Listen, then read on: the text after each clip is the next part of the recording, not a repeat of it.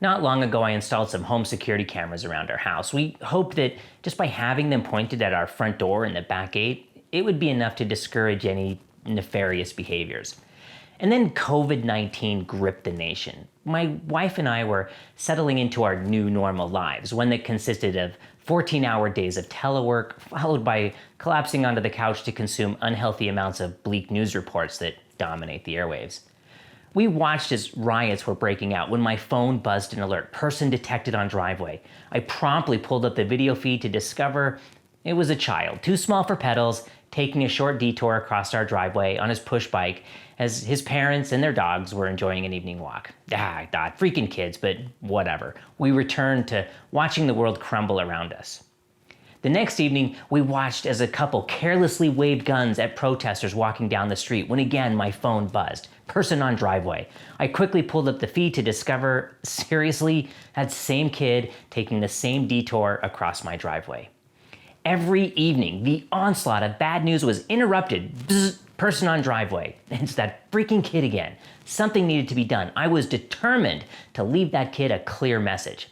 So I found myself sock-footed in my driveway under the cover of night, giving that kid a piece of my mind. You see, over the course of those first few weeks, I strangely found myself looking forward to the evening trespasser. What started off as, it's that kid again, evolved into, it's that kid again.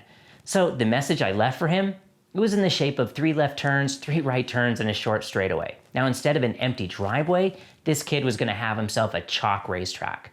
The next evening, I could not pay any attention to the blathering talking heads telling me the world was ending. I was constantly checking the time, anxiously awaiting for the alert. Bzz, there it was. My wife and I quickly pulled up the feed, and sure enough, here they came.